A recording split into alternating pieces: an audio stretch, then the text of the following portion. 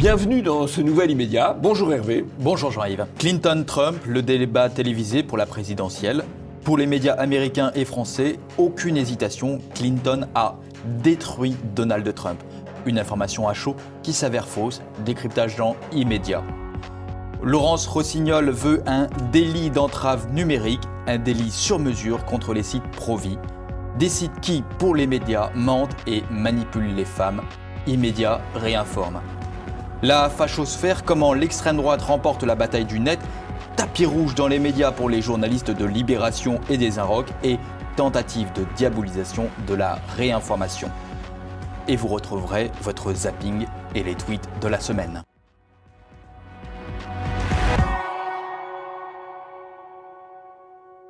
Dans la nuit du lundi 26 au mardi 27 septembre avait lieu le premier débat télévisé entre Donald Trump et Hillary Clinton. À chaud, CNN publie un sondage attestant que 62% des téléspectateurs avaient été conquis par Hillary Clinton. La conclusion est écrite, Clinton est la grande gagnante pour les médias. Et en effet, en France, on va retrouver ces données, ces sondages, avec Le Monde particulièrement engagé, élection américaine, l'un des participants n'avait rien d'honnête à proposer. Qu'est-ce que c'est que cet article? Qu'est-ce que c'est que ce titre? En fait, ils reprennent les éditos des journalistes américains, mais en fouillant et en lisant l'article, on ne trouve aucune donnée pour vérifier le bien fondé du titre. Toujours Le Monde élection 2016 les élections américaines. Élection américaine, Hillary Clinton domine le premier débat face à Donald Trump. Et encore Le Monde, élection américaine, Clinton, Trump, l'expérience face à l'incohérence. 3 articles du Monde, 3 articles extrêmement engagés contre Trump et pour Hillary Clinton. Oui, alors c'est tout à fait logique, c'est la ligne libérale, libertaire du Monde. Le Monde dont on rappelle que les principaux propriétaires, c'est Berger, le monde du luxe, la LGBT, d'un côté, et de l'autre, Mathieu Pigasse, le patron de la banque Lazare pour l'Europe, et il est évident qu'il est sur le canal de Wall Street, et Clinton est la candidate de Wall Street, et évidemment des principaux médias américains et français. Pour le Huffington Post, toujours en collaboration avec Le Monde, Donald Trump est tombé dans le piège d'Hillary Clinton lors du débat. Le piège, c'était la préparation d'Hillary Clinton, alors que, soi-disant, Trump se serait laissé aller un peu à son humeur et n'aurait pas préparé cette interview, ce débat. Pour les Inrocks, 5 moments où Hillary Clinton a détruit Donald Trump lors du débat présidentiel. Pour Paris Match, la presse People, Trump s'écrit à tort un surhomme.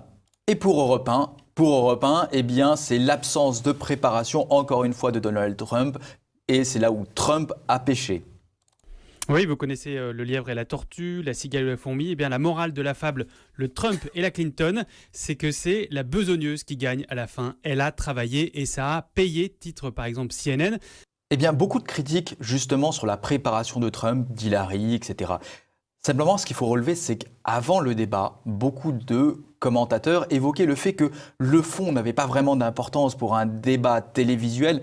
C'était surtout le ton. Et en effet, la forme est souvent plus importante en matière télévisuelle que le fond, parce que Jean-Yves, et ce qu'on dit souvent c'est le fait que la télévision hypnotise. On retient les images, on retient l'impression souvent plus que le fond.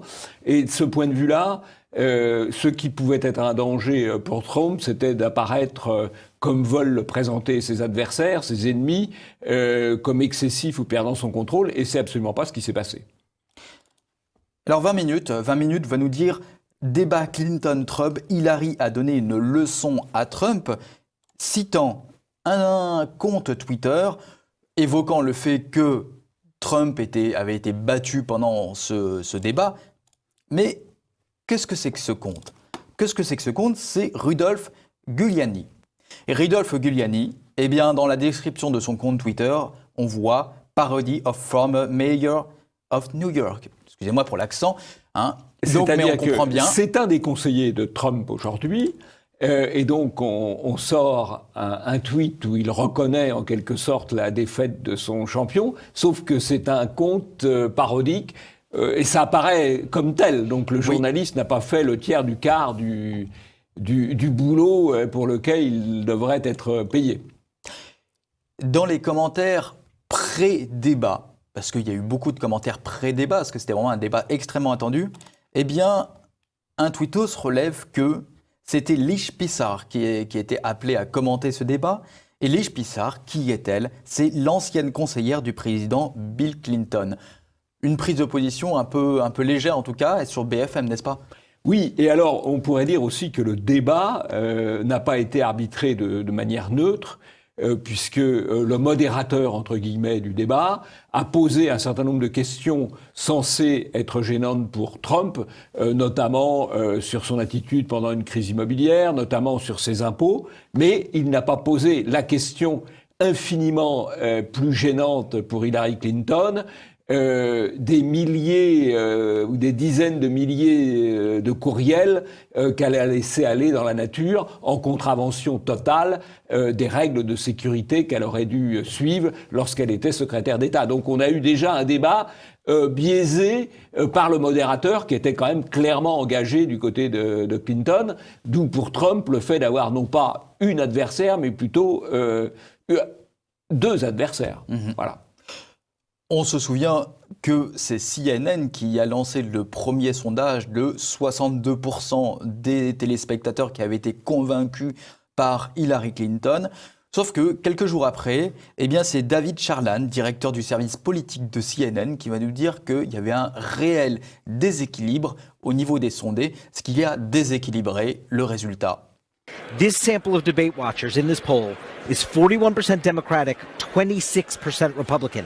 That is about 10 points more Democratic and 2 points less Republican than our typical national polls when we do the regular telephone survey. Bah écoutez, c'est assez simple, le sondage est biaisé, c'est le directeur politique de la chaîne qui le reconnaît un peu plus tard, puisque il y a eu en effet parmi les sondés 41% de gens qui se déclarent démocrates et 26% de gens qui se déclarent républicains, alors que selon le directeur politique, encore une fois, de CNN, si cela reflétait la réalité de l'orientation politique des Américains, on aurait eu non pas 41% de démocrates, mais 31% de démocrates, et non pas 26% de républicains, mais 28% de républicains, c'est-à-dire on aurait eu un panel équilibré entre les républicains et les démocrates, alors que là, on a un panel tout à fait déséquilibré en faveur des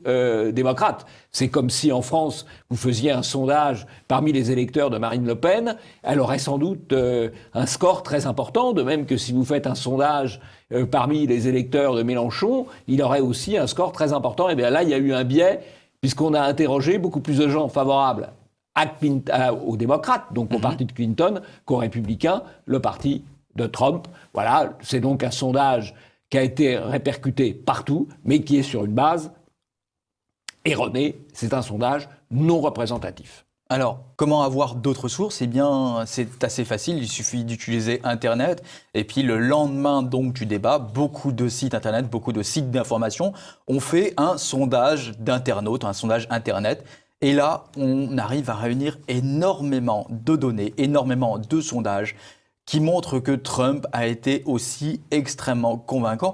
Jean-Yves, vous avez relevé les sites les plus importants et les données surtout les plus importantes au milieu de ces sondages. Il y a beaucoup de sondages, il y en a qui sont plutôt locaux, hein, ce sont des journaux du Texas ou d'autres régions des États-Unis. Alors il y a quelques sondages très importants où on a, enfin c'est pas des sondages, hein, puisque ce sont des votes sur Internet, ce ne sont pas des sondages, mais il y a des nombres très importants. Par exemple, il y a sur le site Breitbart, il y a eu pratiquement 200 000 votants, 75% pour Trump, 24% pour Hillary. Alors, ça n'est pas d'ailleurs représentatif, parce que Breitbart, puisque le site Breitbart est un site orienté politiquement du côté des républicains et favorable à Trump. Mais on a d'autres journaux qui, eux, sont orientés plutôt côté démocrate.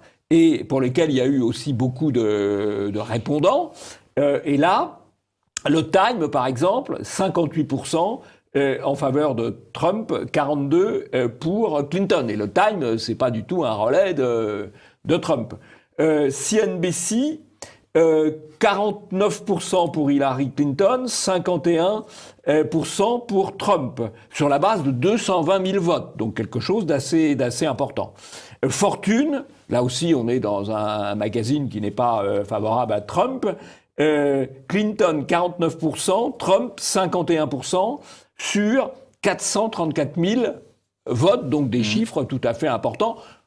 Ça montre que le débat a probablement été assez équilibré, sans doute plutôt favorable à Trump, mais c'est pas absolument certain. En tout cas, tous les médias français qui ont raconté que Hillary Clinton avait écrasé Trump ont évidemment, une fois de plus, désinformé les lecteurs, désinformé les auditeurs, désinformé les spectateurs. Malheureusement, c'est le cas général. Ça devient très préoccupant parce que on ne sait plus comment savoir ce qui se passe, puisqu'on est toujours obligé de chercher derrière la réinformation à travers quand même le travail de gens qui ne sont pas professionnels, dont c'est pas l'activité principale, puisque les gens dont c'est l'activité principale que d'informer, en fait, désinforment.